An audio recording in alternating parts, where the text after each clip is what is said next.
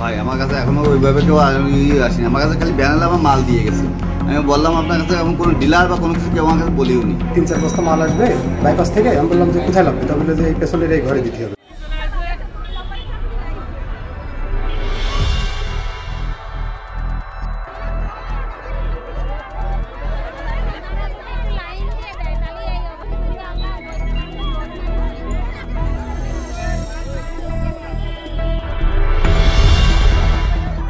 দেশে নিম্ন আয়ের 1 কোটি পরিবারের নিকট টিসিবির নিত্যপণ্য ভর্তুকি মূল্যে বিক্রির সিদ্ধান্ত নেওয়া হয়। 2022 সালে এই সংক্রান্ত একটি নীতিমালাও তৈরি করা হয়। গঠন করা হয় উচ্চ পর্যায় থেকে জেলা, উপজেলা ও পৌরসভাগুলোতে একাধিক কমিটি। নীতিমালায় ডিলারদের নিকট থেকে টাকা জমাদান থেকে শুরু করে গোদাম ব্যবস্থাপনা সহ সকল ক্ষমতা দেওয়া হয় জেলা প্রশাসকগণকে।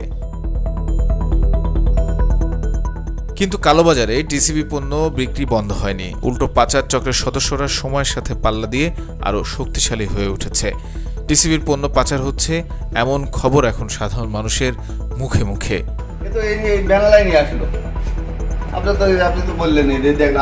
সেসব চক্রের সন্ধানে বেশ কিছুদিন থেকে অনুসন্ধানে কাজ করছে নির্বাণ টিম।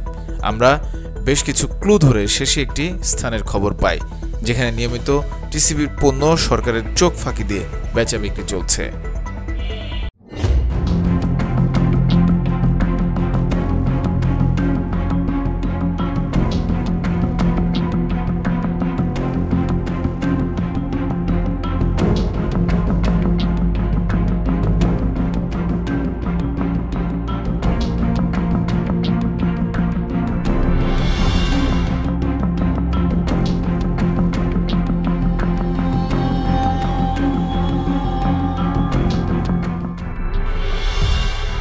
ঝিনাইদহ জেলা শহরের টবাজার এলাকা।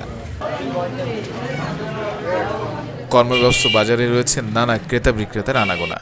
আমাদের কাছে খবর আছে এই বাজারের একটি দোকানে বিপুল পরিমাণ টিসিবির পণ্য মজুত করে রাখা হয়েছে। ছদ্মবেশে নকল টিসিবি ডিলার পরিচয়ে ঘটনাস্থলে হাজির নির্বাণ টিম। দোকানের নাম নিউ মশলা ঘর। আমাদের দেখে কিছুটা চমকে যান দোকান মালিক সমরেশ সাহা। শুরু হয় তার সাথে কথোপকথন। আজকে এই যে 150 কেজি যে মাল আসলো, এটা কোন ডিলারের কাছ থেকে কিনেছেন? আমাদের একটু সহযোগিতা করুন। ভাই আমার কাছে এখনো ওইভাবে কেউ আসেনি, আমার কাছে খালি ব্যানার আমার মাল দিয়ে গেছে। নিজেকে আড়াল করতে নানা তালবাহানা শুরু করে দেন তিনি। আমরাও নাছোড়বান্দা ছাড়ছি না, চলতে থাকে প্রশ্নের পর প্রশ্ন। ভ্যানালা আপনার মাল দিয়ে গেল, আপনি লোকের কাছ থেকে কিনেন? দোকানের দিকে নজর দিতে আমাদের চোখে পড়ে টিসিবি সিল মারা বস্তা উল্টে মালামালগুলো ভরা হচ্ছে। থরে থরে সাজানো ছোলা, মসুর ডাল, চিনি, টিসিবির পণ্য এবং ছড়িয়ে ছিটিয়ে থাকা খালি প্লাস্টিকের বস্তাগুলো টিসিবির। কথোপকথনের এক পর্যায়ে মিস্টার সমরেশ জানান মালগুলো একজন ভ্যান চালক দিয়ে গেছে। এবার দৃশ্যপটে নতুন চরিত্র। আমরাও ছাড়ছি না, ডাকা হয় ভ্যান চালককে। কারো মালের এটা আমি বলতে পারবো না, কার কাছ থেকে পরে বলতে পারবো যে কার কাছ থেকে নিয়ে আছে, কোন জায়গাতে নিয়ে আছে, কি হয়েছে না পরে আমি জানতে পারবো। আপনার দৃষ্টিতে কি মনে হয় এটা সঠিক? আপনি ভ্যানালা মাল দিয়ে গেলে আর আপনি জানলেন না কান মাল? ভ্যানালার কাছ থেকে মাল নিই আমরা, তো ভ্যানালার কাছে মাল নিয়ে ভ্যানালার কাছে টাকা দিয়ে দিই। সে টাকাটা কে নেয়? ভ্যানালাই নিয়ে যায়। কার কাছে দেয় সেটা বলতে পারবো না। এই মজনু ভ্যানালার আপনি ডাকেন। হ্যালো, কনে রে তুই? ওই যে মাল নিয়ে আছে কার কাছ থেকে? ব্যানার কাছ থেকে ভাই আছে, জিজ্ঞেস করতে ব্যানার কাছ থেকে মাল কিনি, তো তখন হচ্ছে ব্যানার ডাক দাও তাহলে। আমরা ব্যানার কাছে টাকা দিয়ে দিই, ব্যানার রাত্রে টাকা দিয়ে দিই। আমি তো বললাম যে তার কাছে বললাম যে এরকম আমি আমার কাছে বসে যে আমি মাল যা পাই তাই টুকটাক করে কিনি। ভাই বলছে যে একটু আগে মাল আসলো, এবার এই ব্যানার তুমি ডাক দাও। হ্যাঁ হামদই, আচ্ছা ভাই একটু চলে আসে, একটু ভাইয়ের সাথে একটু যোগাযোগ করিস তো। আরও নিশ্চিত হতে টিসিবির স্থানীয় কর্মকর্তার সহযোগিতা নেওয়া হয়। আমাদের দেওয়া খবরে ঘটনাস্থলে দ্রুত ছুটে আসেন টিসিবির ঝিনাইদহ অঞ্চলের উপপরিচালক। তিনি দোকানের ভেতরে প্রবেশ করেন এবং টিসিবির পণ্যগুলো চিহ্নিত করেন। এরপর শুরু হয় নতুন নাটক। বেশ কিছু সময় পর হাজির ভ্যান চালকও। এবার জেরা শুরু করেন টিসিবি কর্মকর্তা, কিন্তু তখনও নানা বিভ্রান্তিকর তথ্য দিয়ে আসছে সমরেশ ও ভ্যান চালক। এদের অদ্ভুত কথোপকথনের দৃশ্য আমরা গোপনে ধারণ করতে থাকি। আমি এখানে ভাড়া মারি, আমার এখানে সে মোটরসাইকেলে দাঁড়াইছিল, আমার বললো যে আপনি 5 বস্তা মাল নিয়ে আসবেন, 2-4 বস্তা। আমার জি নিয়ে আসবে। তো বলে আপনার 150 টাকা ভাড়া দেবো। আমার নিয়ে গেল ডেকে, আমি যে মাল দিয়ে দিল, বললে যে এই ঘরে আসবে। আমি নিয়ে এসে স্যার নামে দিয়েছি। আমরা তো ধরেন ভ্যানে বাড়ি মারবো, দেখেন আমার ভ্যানে এখনো মাল ওঠে। আমি হামতো গেছিলাম, বসে আর খোল নিয়ে আসলাম। এখন হচ্ছে আপনার ইয়েতে। আপনার কি নাম? আপনার নাম কি? যেমন নাম মজনু। কয় বস্তা নিয়ে আসছেন? মনে হয় 4 বস্তা কি 5 বস্তা। কি মাল? আপনার হচ্ছে ছোলা আছে, মসুরির ডাল, আর 1 বস্তা চিনি। কোথা থেকে আনছেন? এটা বাইপাস থেকে। বাইপাস একটা ইজি বাইকের ভিতরে ছিল, আমার এখান থেকে ডেকে নিয়ে গেল, আমার দিয়ে দিলাম, এখানে নিয়ে এসে দিয়ে দিয়েছি। আমার এখান থেকে ভ্যানে সে মালালা কে? মালালাম তো চিনি না। আমার এখানে আমি ভাড়া মারি, ওখানে ভ্যান সাইড করা থাকে। আমার এখানে বললো ভাই একটা ভাড়া যাবেন, আমি বললাম যে যাবো। তাহলে বাইপাস থেকে আমার 4-5 বস্তা মাল আসবে। এই লাস্টে কতক্ষণ আগে?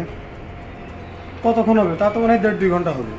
উপায়ন্ত হয়ে জেলা প্রশাসকের কাছে পাঠানো হয় খুদে বার্তা। এরপরে সেখানে উপস্থিত উপজেলা নির্বাহী কর্মকর্তা সহ পুলিশ প্রশাসন। ততক্ষণে জানাজানি হয়ে গেছে পুরো বাজার জুড়ে।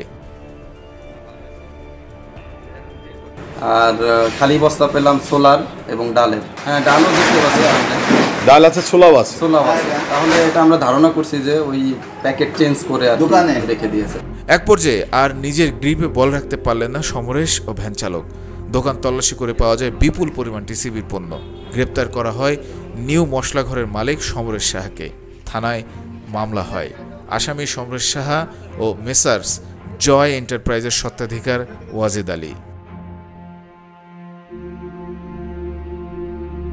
এবার আমাদের অনুসন্ধানের একটি নতুন মোড়ে যেতে চলেছি। কে এই ওয়াজেদ আলী? জানা যায় মেসার্স জয় এন্টারপ্রাইজ নামে ডিলারশিপ তার, অথচ অসংখ্য ডিলারের নামে ব্যবসা করে আসছে সে।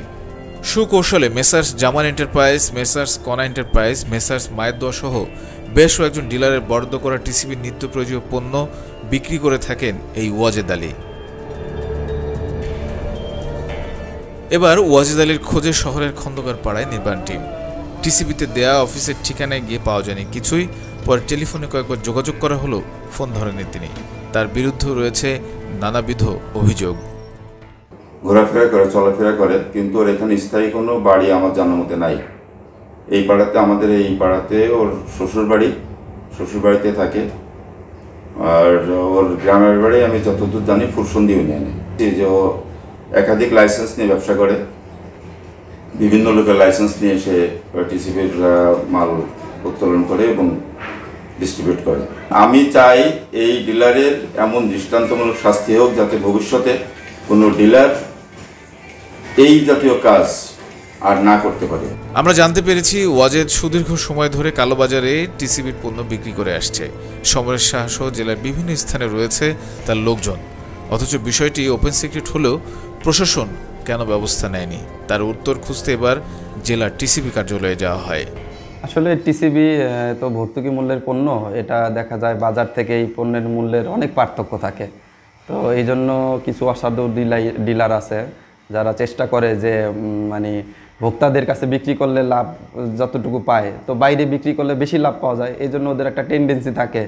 তো দেখা যায় অনেক সময় ট্যাগ টিমের উদাসীনতা বা তাদের সাথে ডিলারদের অনেক সময় উনি বলে যে আপনি বিক্রি করেন, আমি আসতেছি, এরকম অনেক সময় আমরা শুনতে পাই। তো ওই যে একটু গাফিলতি বা একটু ইসের অবকাশ দেওয়ার কারণে দেখা যায় অনেক সময় ওরা ওই কিছু পণ্য ওখান থেকেও সরিয়ে ফেলে।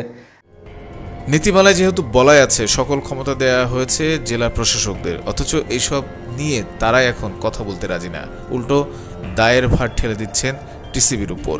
ট্যাগ টিমের ভূমিকাটাই মুখ্য। ওনারা যদি ঠিকমতো তদারকি করে তাহলে ওয়াজেদের পক্ষে সম্ভব না যে একটার জায়গায় 4টা পরিচালনা করা।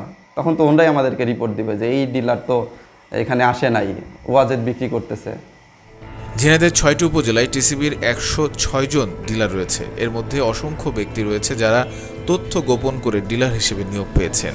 আমাদের অনুসন্ধান এখানেই শেষ হচ্ছে না, আমরা যেতে চাই আরও গভীরে।